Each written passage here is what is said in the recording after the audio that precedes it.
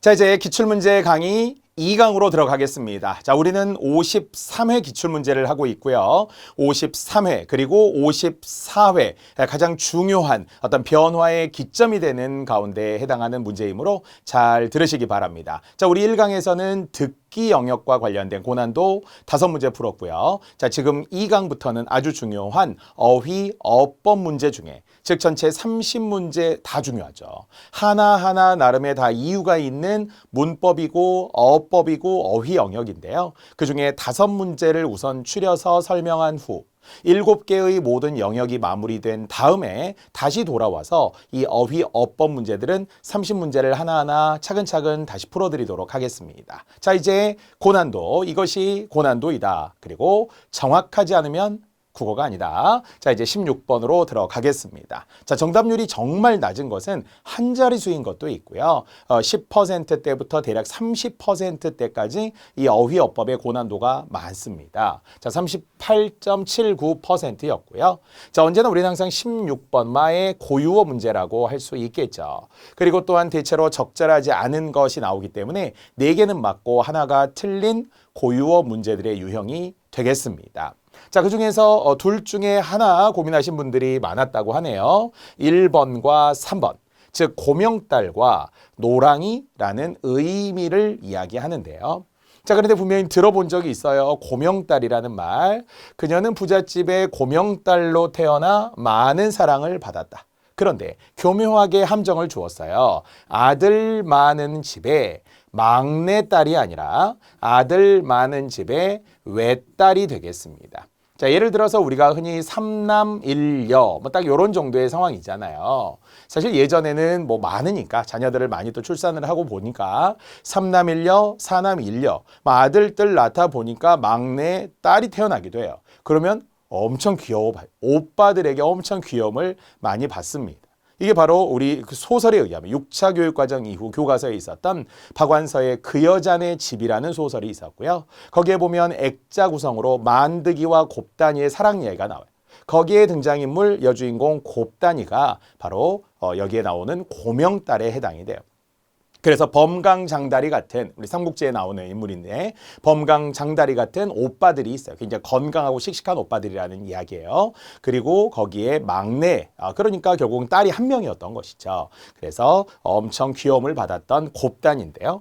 자, 그런데 지금 이 설명에 의하면 아들 많은 집에 막내딸이라는 거는 딸이 여러 명이라는 거예요.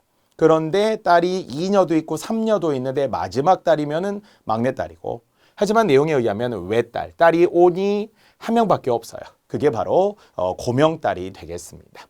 자, 그러니까 교묘한 함정이긴 했지만 이 정도의 어휘는 앞으로도 여러분 꼭 알아야 될 단어이고요. 원래 고명이라는 거 있잖아요. 그래서 음식 같은 것에 빛깔을 돋보이게 하고 모양 같은 거 아니면 맛을 더해주기 위해서 올려놓는 거. 보통 뭐 많이 올려놓죠? 떡 같은 데 올려놓잖아요. 잣도 올려놓아요. 대추도 올려놔요. 뭐 지단 같은 것도 올려놔요. 호두도 올려놔요. 이런 것들을 고명을 올려놓는다. 고명이라고 하잖아요. 그런 것처럼 아들 많은 집에 딱 장식용으로 하나, 딸이 한 명 이런 느낌으로 고명딸이라는 단어가 만들어지게 된 거죠.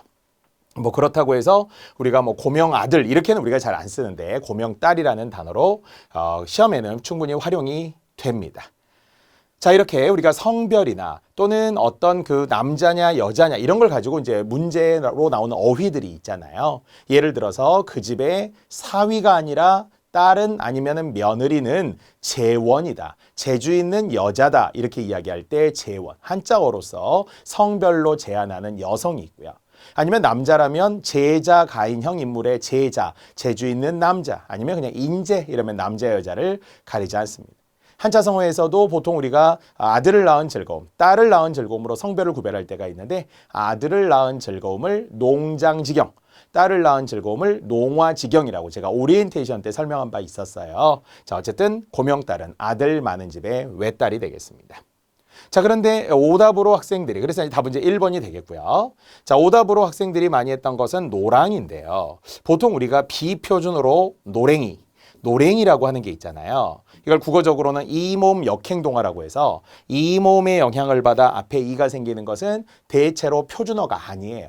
그래서 이 아지랑이는 맞는데 아지랭이는 비표준어, 손잡이는 맞는데 손제비는 비표준어, 이런 경우에 해당하는 이 모음 역행동화, 전문적으로는 umlaut 현상이라는 말도 있어요. 또 아울러서 우리는 노랑이의 뜻으로만 본다면 속이 좁고 마음 씀씀이가 아주 인색한 사람을 뜻해요. 이것을 관용어로는 손이 막다라고 해요. 손이 막다.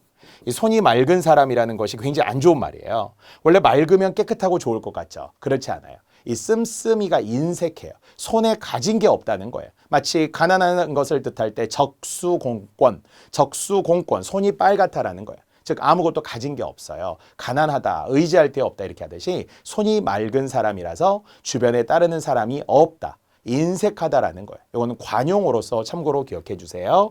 노랑이었다라는 거예요. 자린고비였다라는 거예요. 짠돌이었다라는 거예요. 뭐 이런 느낌으로서의 노랑이가 되겠습니다. 자, 헛걸음 맞고요. 4번에서도 트레바리가 있습니다. 자, 트레바리도 이게 틀어지다라는 말에서 유래됐다고 생각하면 좋아요. 이제 고유어에 대한 연상은 할 수만 있다면 그 단어 속에 있는 음절의 일부, 의문의 일부하고 어떻게 해서 연결을 시켜줘야 돼요. 트레바리는 틀어지다라는 건데 이게 틀어지게 하는 거예요. 바로 내용에 보면 까닭 없이 남의 말에 반대하기를 좋아하는 사람을 뜻하는데 남들이 다 찬성하는데 혼자만 반대야. 난 싫어. 이렇게 말하는 걸 트레바리한다. 이렇게 말합니다. 그런 사람을 트레바리라고 말하는 거고요. 자, 이것이 원래 어디에서도 나오는 거냐면은 혼사의 트레바리라는 속담이 있어요. 혼사의 트레바리. 그러니까 이제 결혼을 하기로 했잖아요. 그러면 보통 어떻게 해요? 축하해 주잖아요. 어머 잘 어울린다. 속으로는 아닐지언정. 어머 잘 어울린다. 막 너무 사랑하나 봐. 막 축하해. 이렇게 해줘야 되는데 꼭 그중에 한 사람은 일종의 약간 악담을 하는 사람이 있다는 거야. 저 사람 바람둥이 같아. 야, 너희들 오래 못 갈 것 같아. 하나도 안 어울려. 막 이런 식으로 막 반대하는 사람이 있다라는 거예요. 좋은 일에 무턱대고 반대만 하면 되겠어요. 혼사의 트레바리라고 하고. 사실 이 트레바리와 어디서 연결되는 어휘 문제 중에서 어깃장이라는 단어와 연결된 경우가 있었어요. 어깃장이라는 것도 본디 어깃장을 놓다라는 관용적 표현으로 쓰이면서 어기되다라는 말에서 와요. 어기되다라는 것은 고분고분 따르지 않고 뻗대다라는 거예요. 진짜 우리 다 가자. 그래 가. 그런데 나 싫어. 나 안 가. 이런 것도 약간 어깃장을 놓는 거예요. 반대하고 틀어지게 하고. 그래서 어깃장, 트레바리 이렇게 두 개를 좀 유사하게 연결해 주시면 좋습니다. 자, 이제 간합산입니다. 자, 간합산이 중요하고요. 쓸데없는 말을 짓거리기 좋아하는 수다스러운 사람. 그래서 원래 이 간합산이 마냥 떠들어대며 분위기를 이상하게 만들기 되게 안 좋은 거잖아요. 쓸데없는 말을 짓거리는 거니까. 그래서 사전에는 이 예와 더불어서 간합산이 같은 도시 사람들, 간합산이 같은 도시 사람들이라고 사전에도 있습니다. 막 쓸데없이 막 이런저런 말을 막 짓거리면서 퍼뜨리면서 없는 말 만들어내고 막 이것을 흔히 구설수에 오르게 하고 이런 것들을 약간 간합산이 같다 이렇게 표현을 한 거예요. 자, 그런데 제가 앞에 유형 해설서에서도 이야기를 하는데요. 이 간합산이라고 하는 것이 지금 53회 16번에 오답으로 지금 나온 거잖아요. 그런데 놀랍게도 54회에 16번에서는 간합산이가 정답으로 나옵니다. 따라서 결국 가장 가까이 했던 이전 시험 문제. 그런데 이전 시험 문제를 확보를 못해서 그 문제를 풀어본 적이 없어서 이때도 고난도 54회에도 고난도예요. 정답률이 다 20%대 막 30% 미만. 그렇듯이 결과적으로 나오는 어휘가 또 나온다라는 것을 보여주는 게 간합산이었어요. 뭐 또 나올 수도 있겠죠. 어쩌면은 5번이 아니라 다른 단어들에 주목할 필요가 있습니다. 어휘 하나하나 소중합니다. 5개의 고유어를 했습니다. 자, 이제 18번입니다. 정답률 29%대 약 30%에 해당하는 한자어에 문맥에 어울리지 않다라고 했어요. 문맥에 어울리지 않다라고 하는 것은 한자의 표기를 말하는 것이 아니라 쓰임을 말하는 거죠. 용례를 말하는 거죠. 뜻을 알아야 된다는 것이죠. 그러니까 사전에 의한 정확한 뜻과 예문들을 찾아볼 필요가 있는 한자어 문제입니다. 자, 그랬더니 정답 3번을 보면 친하게 지냈던 옆집 딸이 비인부를 잃어 매우 힘들어하고 있다. 이 느낌에 의하면 딸이 자기 아버지를 잃었다라는 이야기 같아요. 그런데 빙부라는 것은 그렇게 쓰는 단어가 아닙니다. 원래 이 빙자가 장가 들 빙이라고 하거든요. 장가 들어서 생긴 아버지. 그럼 우리가 빙부에 해당하는 인물이 누구예요? 장인어른이에요. 장인어른. 그래서 우리가 어른 장자를 쓰게 되잖아요. 그래서 우리는 소설 김유정의 봄봄에 나오는, 그래서 원래 욕필이라고 사람들이 부르는 봉필이라는 사람이 있는데, 점순이 키가 안 큰다고 결혼을 뒤로 미루면서 마치 대릴사회라고 해주다가 머슴처럼 부려먹어. 돈도 안 주고. 그러다가 나중에 일 못하면 자르고, 이런 일들을 되풀이하다 보니까 바로 소설 속에 나오는 우직한 나, 숙맥인 나, 어리숙한 나는 3년 7개월 동안 일하면서 돈도 못 받아. 그냥 그저 점순이 키만 크기를 바라는 거야. 그런데 이 사람은 또 장인은 장인 대접을 받고 싶어서 어려운 한자어를 쓰는 나를 보고 빙부라고 해야지, 이렇게 자꾸 강요하게 돼요. 소설 속에서 말이죠. 자, 보통 우리가 장모님 이렇게 이야기하지만 그러면 얘들 전에는 뭐라고 했다고요? 빙모, 빙모라고 했다는 거죠. 똑같습니다. 그래서 빙모님은 어쩌면 이렇게 애를 잘 낳았대요. 점순이처럼 키도 작으면서 뭐 이렇게 이야기하는 게 소설 봄봄에 똑같이 나옵니다. 다시 한번 빙부 또는 빙장이라고도 하죠. 빙장. 똑같네요. 빙자를 썼고 장인어른의 장자를 그대로 썼습니다. 그래서 어휘 간의 관계로도 시험에 나와요. 의미 관계가 어떠냐라는 거죠. 유의관계, 거의 동의어 같은 유의관계라고 항상 생각하면 되는 빙부, 장인, 빙장이 되겠습니다. 그러니까 딸이 장인어른을 잃었다. 이건 말이 안 될 거 아니에요. 사위 입장에서는. 만약 둘 중에 하나 고친다면 사위가 있었는데 사위가 빙부를 잃었어. 이런 거는 가능하죠. 장인을 잃었다. 이렇게 말이에요. 아니면은 이제 보통 우리가 아버지, 어머니를 뜻하는 한자어 계열들이 많아요. 4가지 영역으로 나눠요. 자기 아버지, 어머니냐, 아니면은 남의 아버지, 어머니냐, 살아계신 아버지, 어머니냐, 돌아가신 아버지, 어머니냐. 그래서 원래 우리가 자기 아버지를 일반적으로 이야기할 때는 부친이잖아요. 그런데 시험용으로 어려울 때는 엄친이라고 나온다는 거죠. 이때 엄친은 엄마 친구 아들 엄친아, 이런 엄친아에서 온 말이 아니라 엄할 엄자를 쓴 엄하신 우리 아버지, 이런 뜻이에요. 예전에 아무래도 유교적이고 가부장적이고 봉건적이고 이런 측면이 있다 보니까 아버지들은 엄했고 엄마는 자애로웠다. 이렇게 가족관계를 설정하며 나의 살아계신 아버지를 엄친, 나의 살아계신 어머니를 자친, 뭐 가자, 모친, 이런 식으로 이야기해요. 어쨌든 이렇게 아버지, 어머니, 호칭 등이 다르면, 특히 시험에 잘 나오는 것은 남의 아버지, 어머니, 그래서 너희 아버지 잘 계셔, 이런 걸 전문 용어로는 춘부장은 잘 계시니, 춘장은, 춘당은 잘 계시니, 이렇게 말하고, 너희 어머니 잘 계셔, 이렇게 말하고 싶으면 자당은 건강하시고 춘부장은 별거 없으시지, 이렇게 말하는 게 언어 예절이라고 봐요. 자, 이렇듯 한자어의 의미도 지금 이야기하는 것을 출발점으로 삼아서 추가로 공부하시되 딸과 빙부라는 것은 어울리지 않았다. 자, 반면 이제 나머지 어려웠던 고난도를 제가 한번 찾아볼게요. 자, 고난도는 4번이었군요. 왜? 생소하니까. 그러니까 이것도 우리가 문제에 대한 팁이라고 한다면 일단 모르는 것은 건너뛰어야죠. 만약 누군가가 천착이라는 말을 처음 들었다면 천착이 뭐야? 처음 듣네? 일단 패스하라는 거죠. 일단은 건너뛰고 틀릴 걸 먼저 찾는 게 좋다. 모르는 것과 틀린 것은 다르다. 우리는 틀린 걸 찾아야 정답이 되는 거고요. 자, 그렇다면 천착이라고 하는 것은 한자를 보면 둘 다 뚫을 천자예요. 뚫을 착자입니다. 뜻이 똑같습니다. 그래서 뚫는다라고 하는 것은 어디에 쓰느냐? 학문에 쓰죠. 학문에. 그래서 바로 지금 다방면의 조사를 통해 연구 주제에 대해서 천착을 계속해야 한다. 엄청 좋은 거예요. 그래서 깊이 연구하고 탐구하는 것을 천착이라고 합니다. 보통 우리가 이제 한자성어로 말한다면 학문을 갈고 닦습니다. 옥도를 쪼고 갈듯이 학문을 갈고 닦는 것을 절차탁마한다고 하거든요. 그런 것처럼 갈고 닦는 것처럼 이것은 계속 깊이 있게 뚫었다라는 거예요. 건설 현장에서 쓰는 뚫는 기계가 있는데 그걸 천공기라고 합니다. 천공기, 그것이 뚫을 천자를 쓰기 때문인데요. 그래서 깊이 있게 천착해야 한다. 진짜 우리가 뭐 어떤 학부에서도 공부도 있지만 어디 석사과정, 박사과정을 받거나 아니면은 보통 뭐 이과에서 뭐 과학 어떤 실험실에서 깊이 연구하고 탐구하고 이런 것도 일종의 천착이라고 할 수 있습니다. 전문적으로 쓰이는 말이긴 한데요. 좋은 말이에요. 그리고 실제 사용되고 있는 말이 되겠습니다. 맞네요.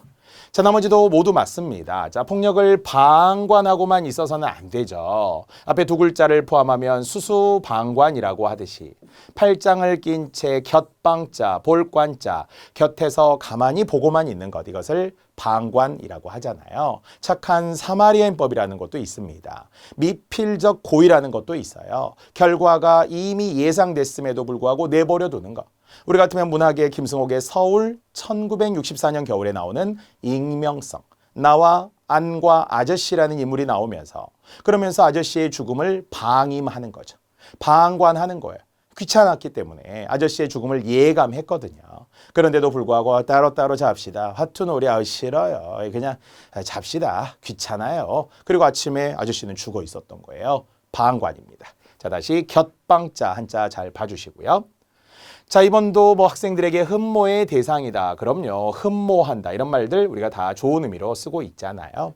그래서 공경할 흠이라고 하죠. 공경할 흠자에 사모할 모자까지를 포함하여서 우리는 흠모한다. 우리 한가 중에는 팔구체한가, 모죽지랑가, 드고라고 하는 낭도가 지은 죽지랑이라는 화랑을 흠모하고 그리고 또한 추모하는 노래 모죽지랑가. 충담사의 찬, 기파랑가, 기파랑을 예찬하는 거, 흠모한다고 하고 유학자들은 뭐 어떤 공자를 흠모한다 뭐 이런 식으로도 이야기하겠죠.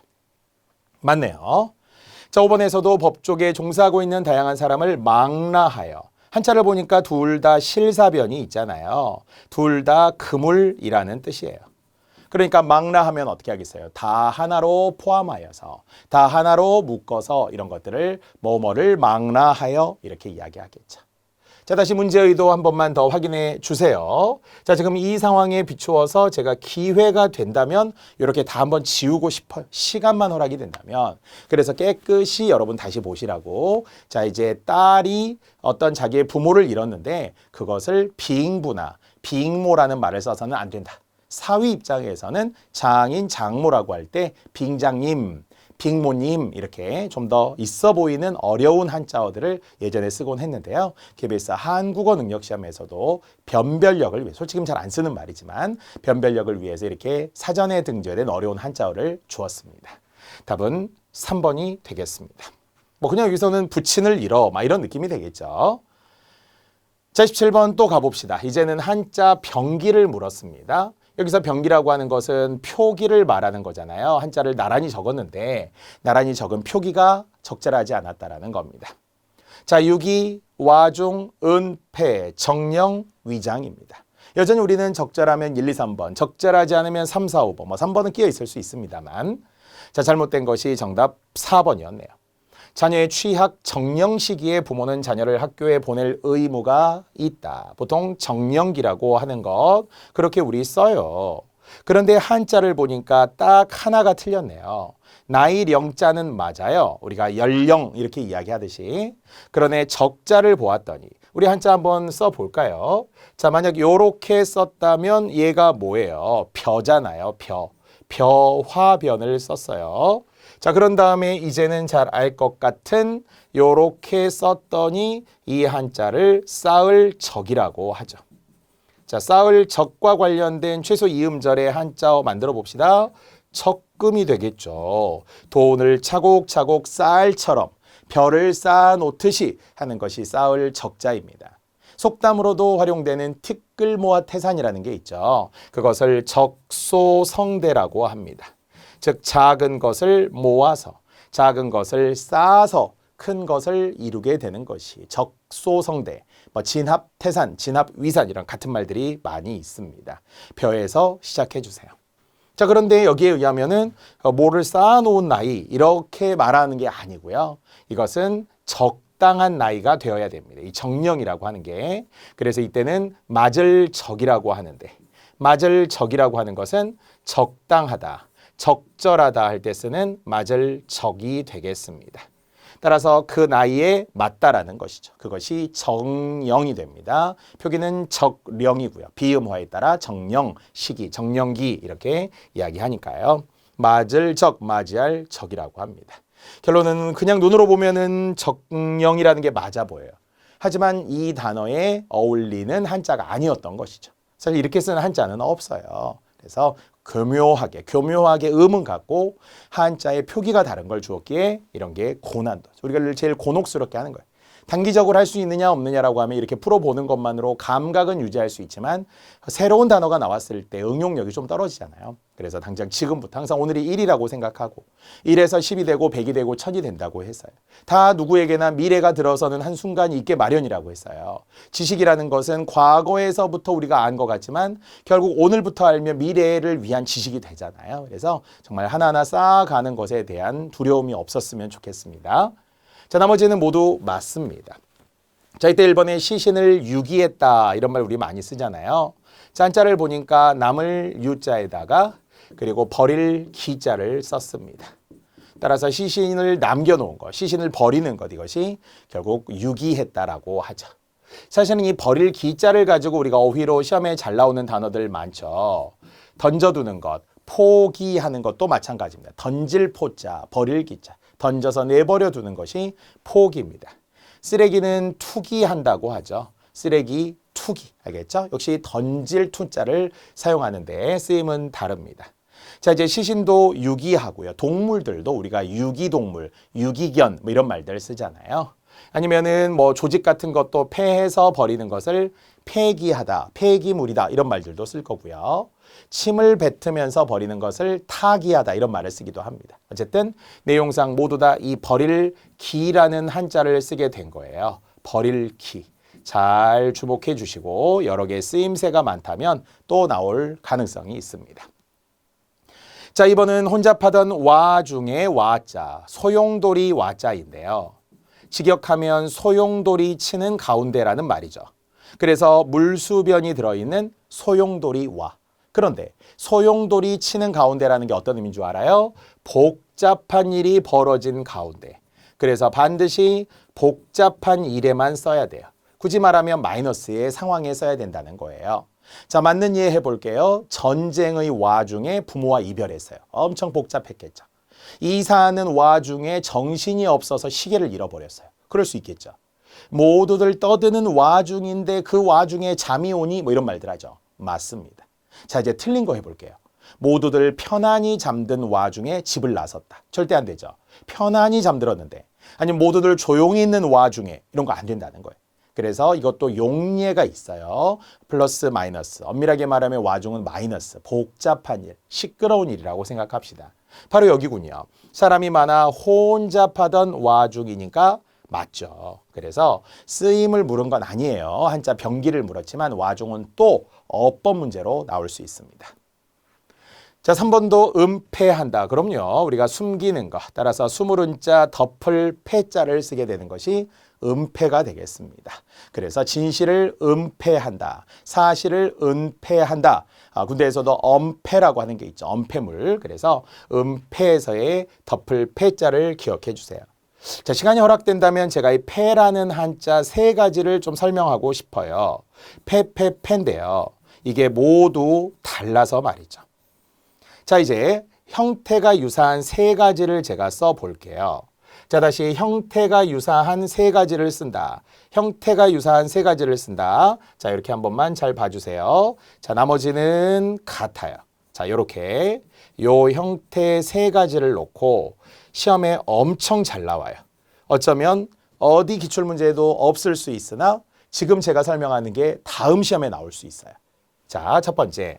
자, 지금 우리가 이야기했던 게 뭐였어요? 한자를 여기다 이렇게 제가 파란색으로 한번 써볼까요? 풀초변이잖아요. 풀이잖아요. 풀이 있기 때문에 어땠다고? 덮었다는 거예요.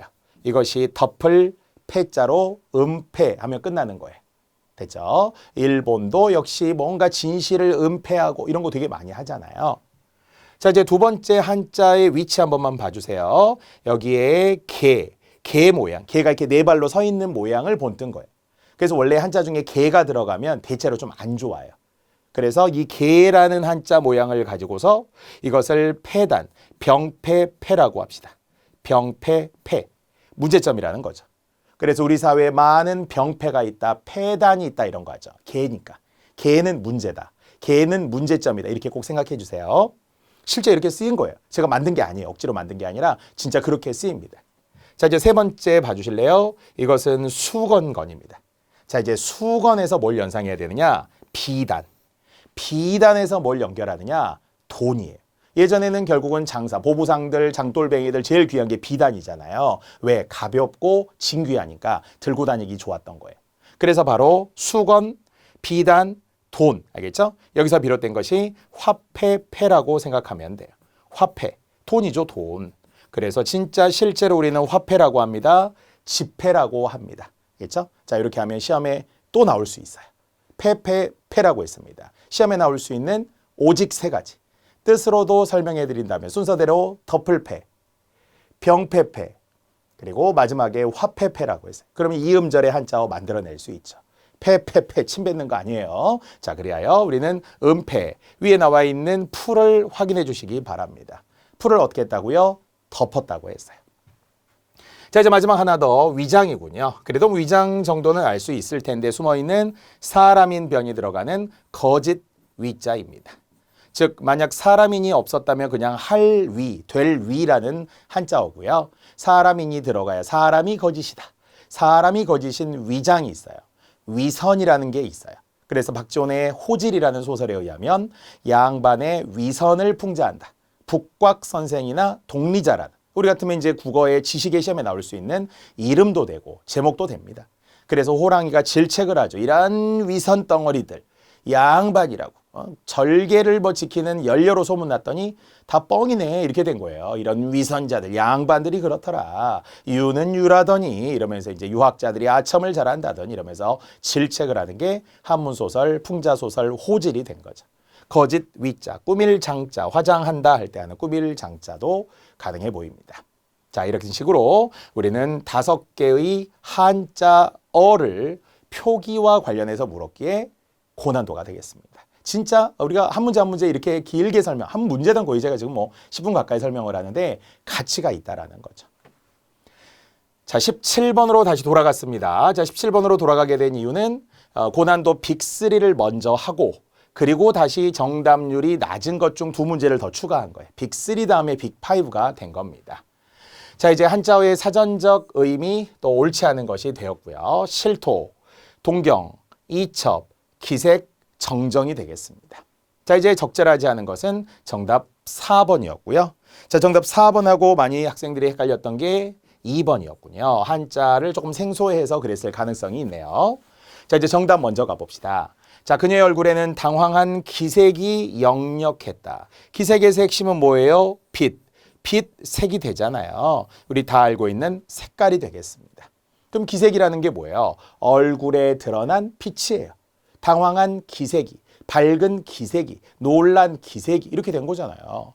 그래서 얼굴이 붉게 됐든지 얼굴이 누렇게 떴든지 이런 것들이 다 기색입니다. 다시 한번 얼굴에 드러나는 빛이라고 제가 이야기를 했어요. 겉으로 드러나는 빛이죠.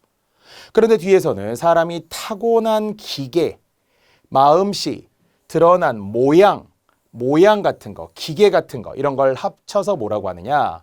기상이라고 하죠. 보통 우리가 예를 들면은 씩씩한 기상이다 이렇게 할 때 말이죠. 특히 동음이어 기상은 또 여러 가지가 있겠죠. 기상예보, 기상청 할 때 쓰는 그냥 모양상을 쓰는 기상이 있고 일동, 기상, 아침에 일어나 이렇게 하는 기상도 있겠죠. 전혀 관계는 없고요. 저기서의 기운 기자, 기세 기자를 쓰는 것은 같지만 역시 기상에서는 사람인 변이 들어가는 좀 특이한 모양상자예요. 얘도 뜻풀이로는 모양상이라고 하긴 하는데 보통 이 모양상은 사람인이 없는 게 많아요. 형상 이렇게 이야기할 때. 하지만 여기서의 사람인이 들어간 건 특이하기는 하지만 일단 쓰는 거. 예를 들어 씩씩한 기상도 있고요. 아니면은 이순신 장군의 동상 이런 거 있죠. 아니면 지금 여러분 강의 듣는 거 있잖아요. 동영상 강의입니다. 영상으로 제공해 드립니다. 이렇게 쓰는 모양상자입니다. 만약 여기에 사람인이 없으면 기상청, 기상대, 기상예보할 때 쓰는 그냥 모양상이라고 합니다. 이것도 동음이어로 반드시 한자로 구별해 주셔야 합니다. 다릅니다. 그러니 고난도였겠죠. 기색과 기상은 전혀 다르다. 자, 이제 나머지는 모두 맞습니다. 자, 이제 실토를 했어요. 뭐 잘 알겠죠. 우리가 실제 토한다라고 하는 것이 사실대로 속에 있는 걸 말하니까 실토했겠죠. 구토하듯이 말이죠. 자, 2번이 어려웠다라는 거군요. 동경에 둘 다 마음 신변이 들어가는 거라서 이 동경이라고 하는 게 바로 간절히 그리워하다. 한자로는 그리워할 동, 그리워할 경이라고 합니다. 자, 우리가 많이 쓰는 표현에 의하면 이상세계를 동경한다 이런 거 하잖아요. 그래서 유치원의 깃발처럼 또는 서정주의 추천사라는 시처럼 이것은 소리 없는 아우성으로서의 깃발과 향단아 그네줄을 밀어라의 추천사와 같이 새로운 세계를 동경, 그리워한다라는 이야기입니다. 자, 3번의 이첩, 옮기리자를 특히 주목하시면 되겠죠. 이사이사 할 때 옮기리자. 오늘 배웠다면 벼화변인데요. 벼를 마늘 따자 옮겼어요. 그래서 담당 부서로 공문을 옮겨서 보냈어요. 옮길 이자. 물론 수첩을 나타내는 문서첩이 되는데요. 그래서 특히 다른 부서로 보내어 알렸어. 이걸 이첩했다. 이렇게 이야기하고요. 자, 5번에 정정도 동음이어들이 꽤 많습니다만 그중에 바르다라는 의미에서 바로잡을 정자가 100% 문서나 책과 관련되는 바로잡을 정이 있었어요.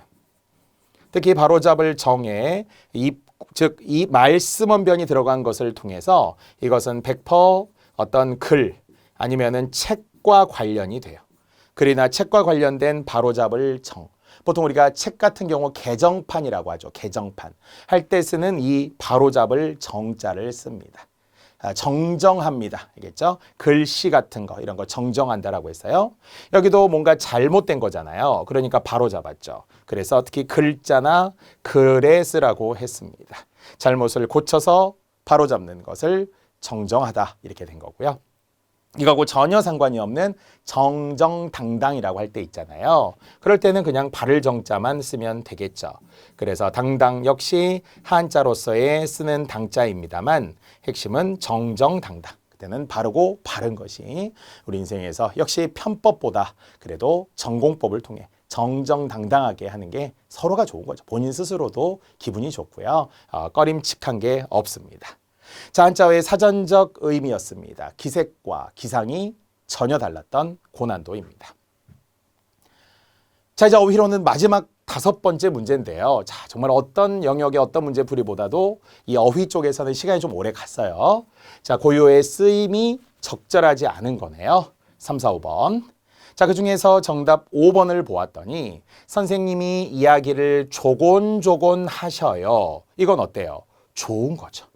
뭔가 조곤조곤하다라는 게 은근하고 끈덕지다 이런 이야기거든요. 은근하고 끈덕지게. 은근하고 끈덕지게 말했다라는 것은 엄청 좋다라는 거예요. 그러한 모양을 뜻하는 사실 다 의태어잖아요. 1, 2, 3, 4, 5번 전부 의태어, 모양을 나타내는 태도를 나타내는 의태어인데 뒤에 보니까 부정적인 상황, 잘 들리지 않았다 이렇게 썼다는 거예요. 안 돼요. 선생님께서 조곤조곤 설명을 잘 해주셨다는 거예요. 어린아이들에게 그렇게 이야기하잖아요. 있잖아 이랬는데 이랬거든 이렇게 하는 건 조곤조곤 잘 설명해 주는 거예요. 할아버지 할머니들이 어린 손자들에게 손녀들에게 그렇게 이야기할 때 있죠. 조곤조곤 설명해 주는 거예요. 어쩌면 제가 지금 여러분에게도 차근차근 이렇게 조곤조곤 은근하고 끈덕지게 설명하는 것일지도 모르겠습니다. 그래서 문맥적으로는 전혀 어울리지 않았고요.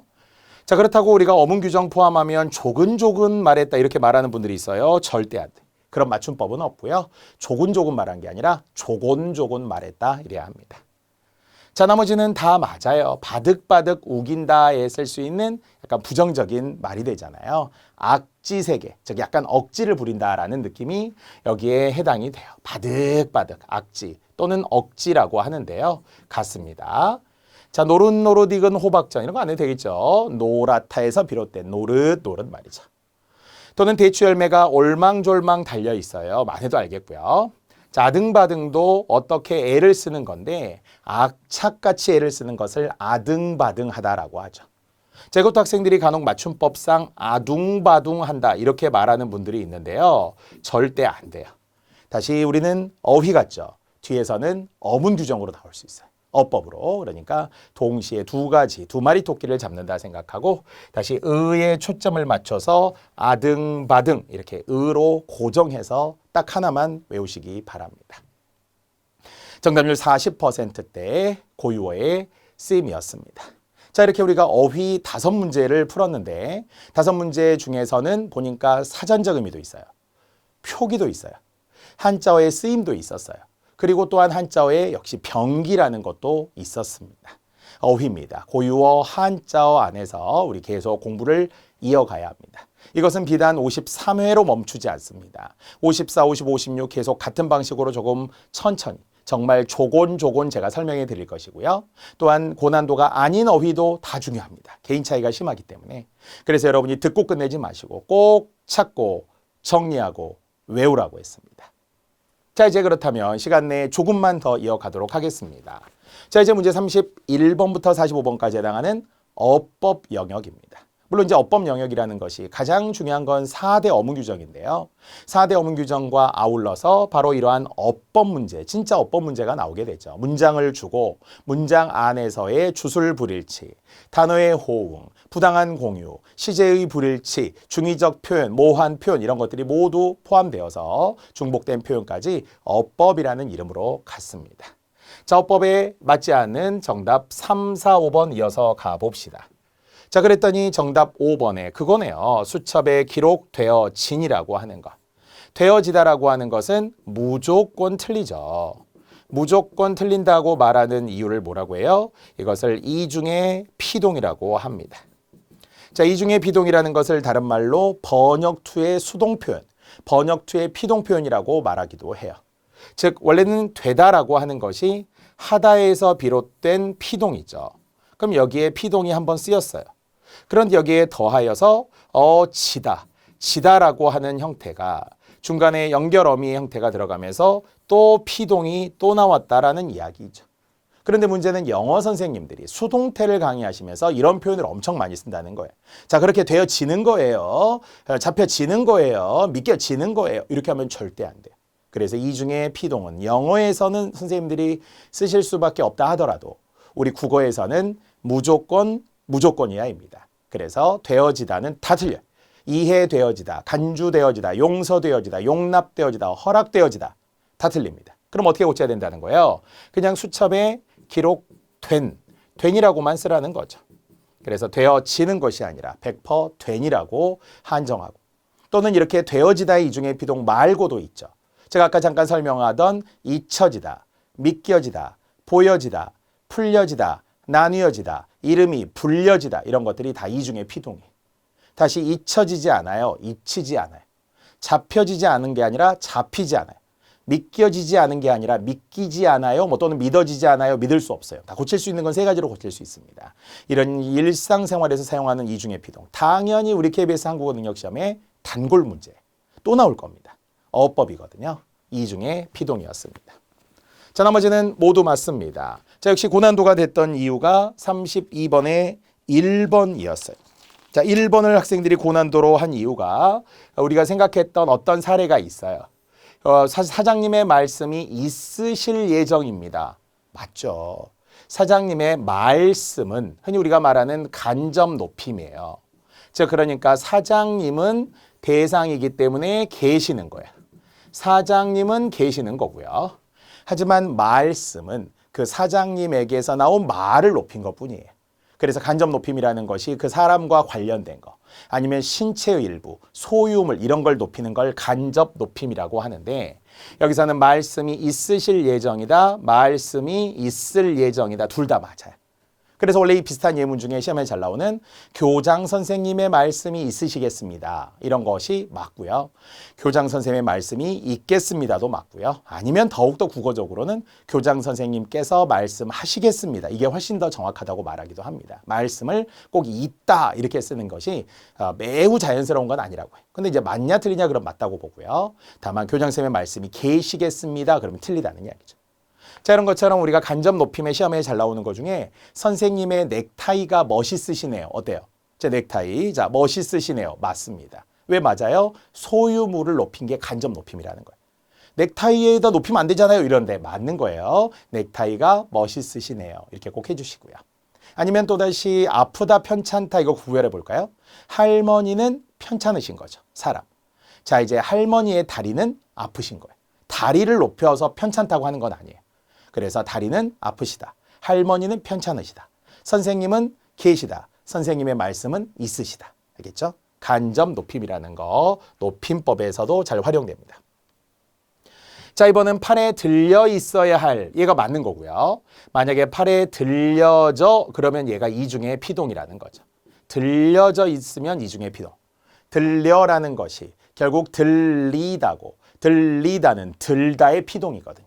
그래서 목적어가 없는 팔에 들려 있다. 피동 한 번 맞아요. 자, 3번도 생각됩니다라고 했기 때문에 얘가 맞는 거고요. 원래 어법에는 생각되어집니다. 이렇게 하면 얘가 틀린 거죠. 똑같네. 되어지다. 무조건 틀리는 거. 3번, 5번 구별하시고. 자, 4번 나왔네요. 믿기지 않는다 그러면 맞아요. 그런데 어떻게 하면 틀리다고요? 믿겨지지 않는다 그러면 틀리다는 거죠. 믿기는 거와 믿겨지는 것은 전혀 다릅니다.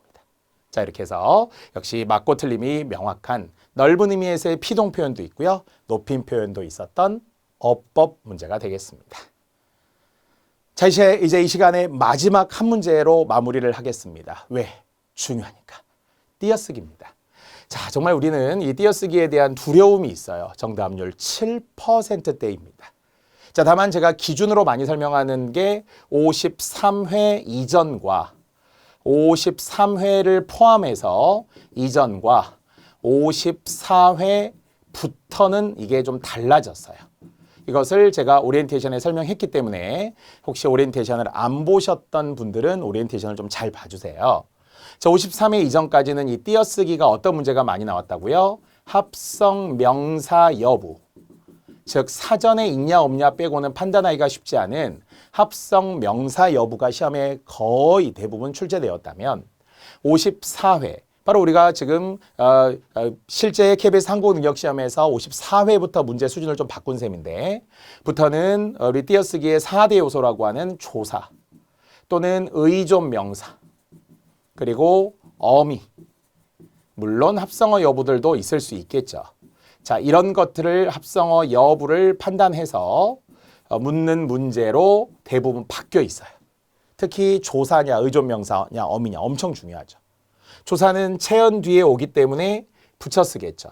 조사는 체언 뒤에 오기 때문에 붙여 쓰는 게 띄어쓰기 41항이에요. 한글 맞춤법에 들어있는 제41항에 의하면 조사는 그 앞말에 붙여 쓴다. 이렇게 돼 있겠죠.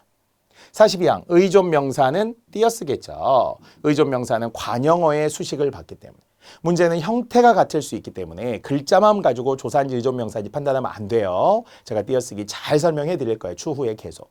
다만 조사는 체언 뒤에 온다는 거. 의존명사는 관형어 뒤에 온다는 거. 그래서 형태가 같은 품사의 통용 중에 뿐 같은 거, 만큼 같은 거, 대로 같은 거 이런 게 이제 어려운 거예요. 뿐만 하더라도 너뿐 그럼 붙여야죠. 체언 뒤에 왔으니까. 하지만 먹을 뿐, 갈 뿐, 볼 뿐 그럼 띄어야죠. 관형어 뒤에니까. 자, 이런 게 바로 품사가 다르고 띄어쓰기가 다른 거죠. 어미는 모두 붙였어야죠. 사실은 국립국어원에 제시되어 있는 어미의 개수가 2516개입니다.